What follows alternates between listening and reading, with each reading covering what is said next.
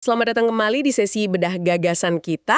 Pernah nggak sih Anda berdiri di depan rak supermarket, bingung gitu milih antara dua merek selai kacang? Atau mungkin heran, kok bisa ya sebotol anggur itu rasanya pantas gitu dihargai mahal sama orang lain, tapi buat kita ya biasa aja. Nah ya, hari ini kita mau kupas pertanyaan menarik ini. Kenapa sih kita ini seringkali nggak yakin apa ya yang sebetulnya kita inginkan? Dan gimana caranya nilai sesuatu itu bisa langganan majalah, secangkir kopi, atau bahkan tiket pertandingan idaman, itu bisa berubah drastis gitu aja di kepala kita. Kita bakal telusuri nih beberapa gagasan dari materi yang udah Anda kumpulkan. Ini mengungkap gimana pikiran kita seringkali nentuin nilai pakai cara yang mungkin nggak sepenuhnya rasional ya. Betul, tapi polanya itu bisa dikenali banget. Kita fokus ke 3 mekanisme psikologis utama nih. Pertama, gimana kita selalu banding-bandingin. Kita sebut aja relativitas. Oke, relativitas. Yang kedua? Kedua, gimana kesan pertama itu bisa nancap kuat banget. Ini namanya penjangkaran atau anchoring. Anchoring. Terus yang ketiga? Dan yang ketiga, gimana rasa memiliki sesuatu itu bisa mengubah total cara pandang kita. Dikenalnya sebagai efek kepemilikan. Wah, menarik nih. Siap ya kita lihat ke dalam labirin pikiran kita sendiri? Siap. Oke, mari kita mulai telusuri ini. Konsep pertama dulu, soal relativitas.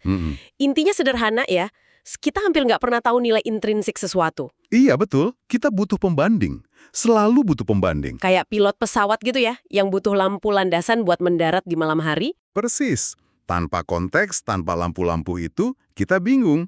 Otak kita itu emang mesin pembanding. Selalu bandingin A sama B ya. Iya, selalu. Lihat gaji temen, bandingin sama gaji kita. Rencanain liburan, bandingin sama liburan tahun lalu atau liburan teman. Bahkan katanya pasangan hidup juga dibandingin ya, waduh. Haha, iya, materi kita nyebut gitu. Contoh klasik banget yang sering dibahas itu strategi marketing majalah The Economist. Oh, yang langganan itu ya? Gimana itu? Iya, mereka pernah nawarin 3 pilihan langganan. Pertama, online, $59. Oke. Kedua, cetak aja, $125. Ketiga, paket cetak plus online, harganya sama, $125 juga. Nah, tunggu dulu. Pilihan kedua itu kan aneh ya. Harganya sama persis kayak yang ketiga, tapi dapatnya lebih sedikit. Ngapain ada pilihan itu? Justru itu intinya. Pilihan cetak saja seharga $125 itu fungsinya cuma sebagai umpan. Sering disebut decoy. Umpan. Buat apa? Tujuannya cuma satu, bikin pilihan ketiga yang cetak plus online $125 itu kelihatan menarik banget. Oh, jadi kayaknya kita dapat online-nya gratis gitu ya? Persis. Hasilnya, ya mayoritas orang milih paket gabungan itu. Padahal kalau dipikir lagi, mungkin awalnya cuma butuh online aja atau cetak aja. Wah, ini nunjukin banget ya gimana kita fokus ke perbandingan yang paling gampang dilihat. Paket ketiga jelas lebih bagus dari paket kedua. Betul. Kita bandingin yang gampang dibandingin aja. Jadi umpan itu sengaja ditaruh di sana buat ngarahin pilihan kita ke opsi yang diinginkan penjual. Cerdik sekali. Cerdik banget. Rasanya ini agak mirip sama eksperimen milih teman kencan dari foto yang juga ada di materi kita ya. Logikanya mirip banget. Ada penelitian menarik tuh di MIT. Peserta diminta milih antara 2 foto orang menarik, katakanlah foto A sama foto B. Oke. Tapi sebagian peserta dikasih lihat set foto yang beda. Mereka lihat foto A, foto B, dan foto minus A. Minus A. Maksudnya? Iya, minus A itu versi foto A yang udah diedit dikit biar jadi, ya kurang menarik lah. Mungkin matanya dibikin sedikit gak simetris, gitu. Oke. Terus hasilnya gimana? Hasilnya, pas ada umpan si minus A ini, sekitar 75% peserta jadi milih foto A yang asli, bukan foto B. Wah, jauh ya bedanya. Kenapa bisa gitu? Karena perbandingan langsung antara A sama versi jeleknya, minus A, itu bikin si A kelihatan jauh lebih superior. Lebih gampang milih A jadinya. Masuk akal banget. Kita jadi lebih yakin milih A karena ada pembanding langsung yang jelas-jelas lebih jelek. Betul. Ini mungkin juga ngejelasin kenapa ya isu gaji itu bisa jadi sensitif banget dan sering bikin iri. Ada cerita soal eksekutif muda kan di sumber kita? Betul sekali. Cerita itu pas banget. Ada eksekutif muda di firma gede. Gajinya hampir $300.000 setahun. Wow, gede banget itu. Iya, angka ini jauh di atas ekspektasi dia pas lulus kuliah dulu, yang mungkin cuma $100.000-an. Harusnya seneng banget kan? Harusnya iya dong. Tapi, Tapi ternyata enggak. Dia nggak puas. Kenapa? Karena dia tahu beberapa rekannya di meja sebelah yang menurut dia performanya nggak lebih bagus, digaji $310.000. oh halah, jadi fokusnya malah ke selisih 10.000 itu ya, bukan ke 300.000-nya. Persis. Fokusnya ke perbandingan sama orang-orang terdekat di lingkarannya dia. Kita emang cenderung bandingin diri sama mereka yang setara atau sedikit di atas kita. Dan ini bisa bikin nggak puas ya, meskipun secara objektif kita udah beruntung banget. Iya, betul. Fenomena ini bahkan disebut-sebut jadi salah satu pendorong gaji CEO yang meroket itu loh. Satu CEO lihat gaji CEO lain jadi patokan, terus minta lebih tinggi lagi. Jadi kayak spiral kecemburuan gitu. Jadi jelas ya, kita ini emang makhluk perbandingan. Kayaknya mustahil nilai sesuatu tanpa ada pembanding di sebelahnya. Benar banget. Tapi ini jadi mikir nih, kalau kita selalu bandingin, angka pertama itu datangnya dari mana? Patokan awalnya gimana? Nah ini menarik nih, karena seringkali patokan awal ini bisa muncul dari hal yang acak banget. Masuk ke konsep jangkar atau anchoring nih kita. Tepat. Jangkar atau anchor ini yaitu tadi, gimana kesan atau informasi pertama yang kita terima bisa ngunci persepsi dan keputusan kita berikutnya. Meskipun informasi pertamanya nggak relevan sama sekali. Iya, itu dia uniknya. Salah satu cerita paling keren dari materi kita, itu soal Salvador Azael, si Raja Mutiara. Dia kan ketemu mutiara hitam dari Tahiti yang waktu itu dianggap nggak berharga. Oh iya, yang hampir dibuang gitu ya. Betul. Nah, apa yang Azael lakuin? Dia nggak jual murah dong, malah sebaliknya.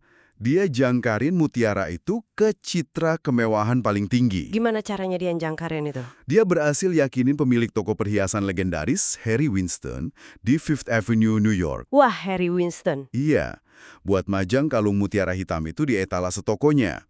Dikasih harga fantastis, dijejerin sama berlian, ruby, zamrud. Wow. Terus dia pasang iklan satu halaman penuh di majalah-majalah paling mewah. Tiba-tiba, mutiara yang tadinya nggak ada nilainya itu jadi simbol status dan kemewahan. Jangkarnya udah nancep tinggi. Mirip kayak strategi Tom Sawyer di cerita Mark Twain ya, yang bikin kerjaan ngecat pagar jadi kelihatan kehormatan eksklusif gitu, sampai orang lain mau bayar buat ngerjain. Persis. Asal bikin aura kelangkaan dan nilai tinggi. Dan yang lebih menarik lagi nih, jangkar ini bisa datang dari sumber yang benar-benar acak loh. Acak gimana maksudnya? Ada eksperimen klasik lagi dari MIT. Mahasiswa diminta nulis 2 digit terakhir nomor jaminan sosial, SSN itu. Oke, terus? Habis itu mereka ditanya, kamu mau nggak bayar sekian dolar sebesar 2 digit SSN mereka itu buat sebotol anggur Prancis tahun 1998 ini? Tunggu. Nomor jaminan sosial kok nentuin harga anggur? Ini kayak sulap nggak sih, bukan logika? Beneran bisa gitu efeknya? Kedengarannya emang aneh banget, tapi hasilnya konsisten dan signifikan loh. Serius, gimana hasilnya? Setelah pertanyaan awal tadi, mahasiswa diminta nawar beneran buat botol anggur itu di lelang kecil. Hasilnya, mahasiswa yang kebetulan 2 digit SSN-nya tinggi, misalnya 8099 gitu, Iya?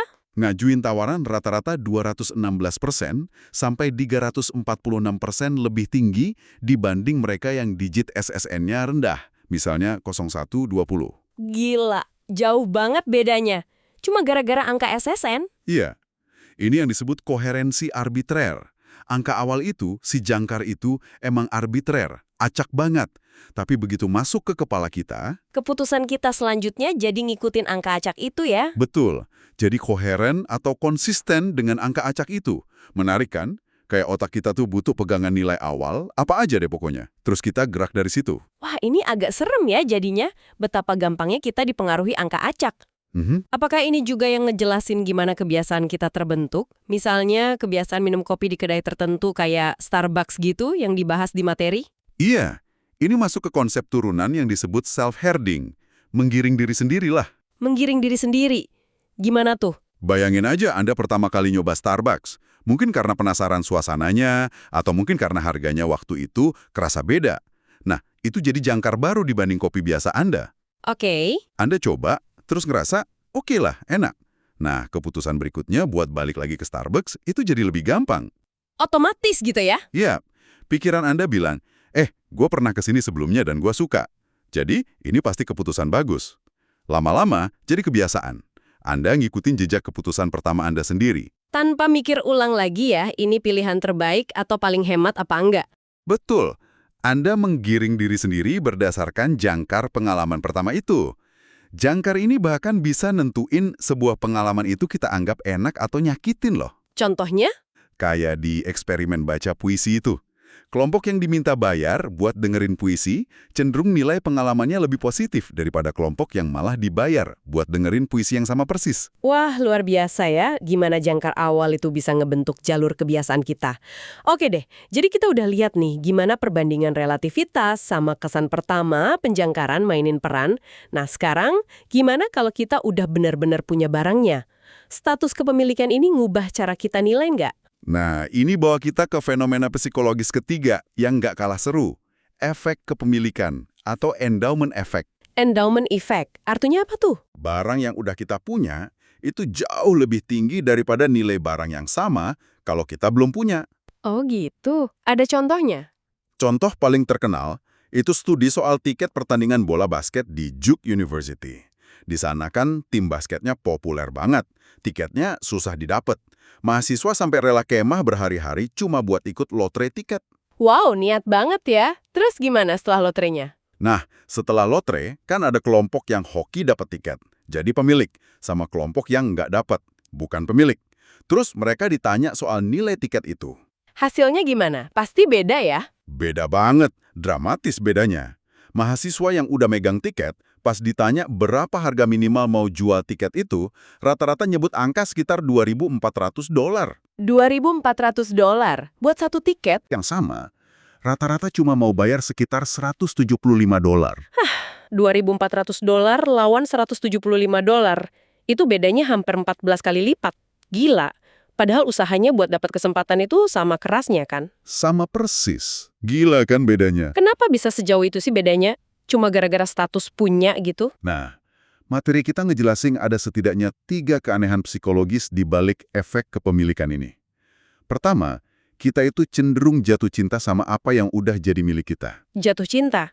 Maksudnya? Kita jadi fokus ke keunikan sama aspek positifnya. Misalnya nih, pas mau jual mobil lama, tiba-tiba kita ingat semua perjalanan seru, kenangan indah sama mobil itu. Oh iya, jadi sentimental gitu ya. Terus yang kedua? Kedua, otak kita itu lebih kepikiran soal kehilangan sesuatu daripada potensi dapetin sesuatu. Ini namanya loss aversion, keengganan rugi. Loss aversion, gimana kaitannya sama tiket tadi? Buat yang punya tiket, jual tiket itu rasanya kayak kehilangan pengalaman nonton yang seru banget. Sakitnya kerasa lebih kuat. Buat yang belum punya, beli tiket itu cuma dapat sesuatu dan hilang duit. Rasa sakit karena kehilangan itu lebih kuat daripada senangnya dapat sesuatu. Oke. Terus yang ketiga? Ketiga, kita seringkali keliru berasumsi kalau orang lain itu lihat harta kita dari sudut pandang yang sama sentimentalnya kayak kita. Padahal enggak ya? Ya enggak lah. Pembeli potensial lihat mobil tua kita ya sebagai mobil tua aja. Bukan album kenangan berjalan kayak yang kita rasain. Menarik banget, jadi ada bias emosional yang kuat ya begitu kita ngerasa memiliki. Ada aspek lain nggak dari kepemilikan ini yang perlu kita sadari? Ada beberapa lagi sih yang bisa nguatin rasa kepemilikan ini. Misalnya, makin banyak usaha atau kerja keras yang kita keluarin buat dapetin atau bikin sesuatu. Makin kita ngerasa itu punya kita ya? Betul. Dan makin tinggi kita nilainya. Ini kadang disebut efek IKEA. Efek IKEA? Kayak toko furniture itu? Iya. Kita cenderung lebih suka meja yang kita rakit sendiri, susah payah, meskipun hasilnya mungkin agak miring dikit dibanding meja serupa yang udah jadi. Hahaha, bener juga sih itu. Terus apa lagi? Selain itu, kita juga bisa mulai ngerasa punya sesuatu bahkan sebelum benar-benar megang barangnya loh. Gimana tuh maksudnya? Pernah ikut lelang online, terus mulai ngebayangin barang itu udah ada di rumah Anda. Atau lihat iklan mobil keren banget sampai ngebayangin diri Anda lagi nyetir. Sering.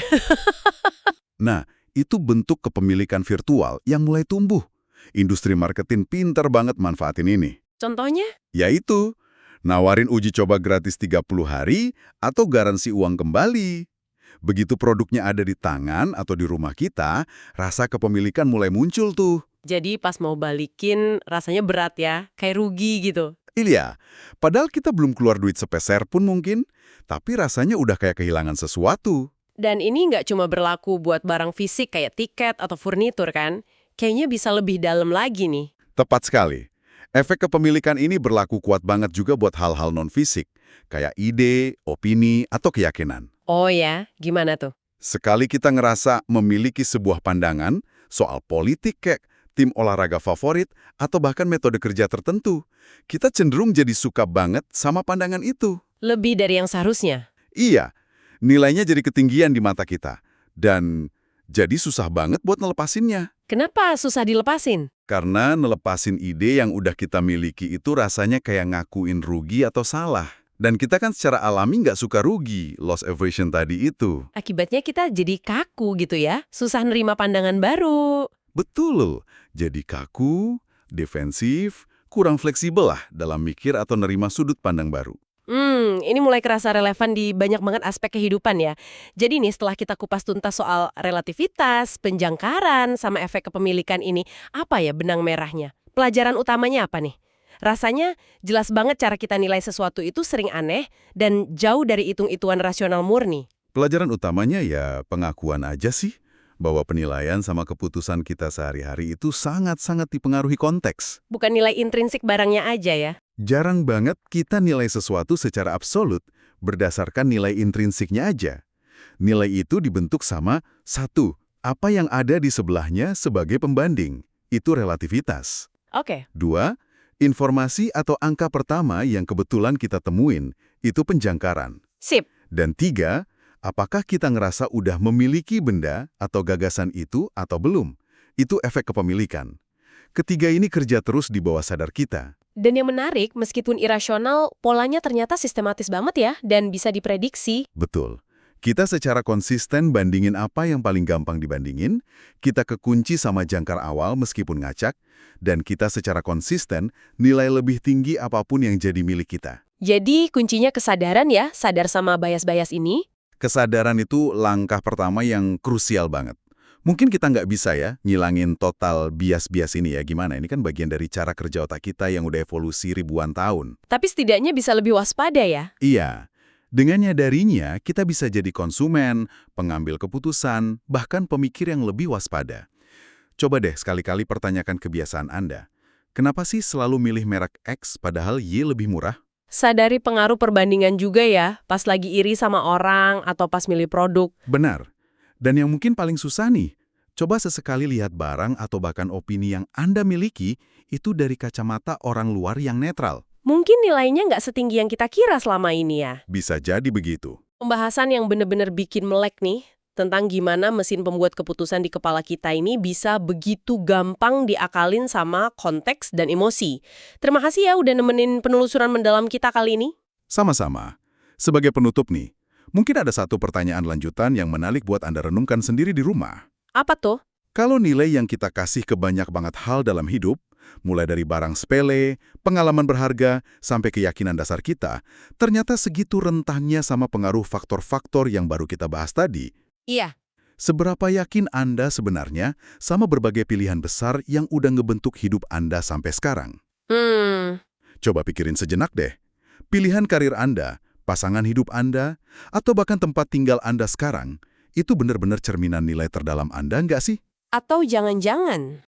Atau jangan-jangan mungkin aja pilihan-pilihan itu lebih merupakan produk dari perbandingan yang kebetulan ada waktu itu.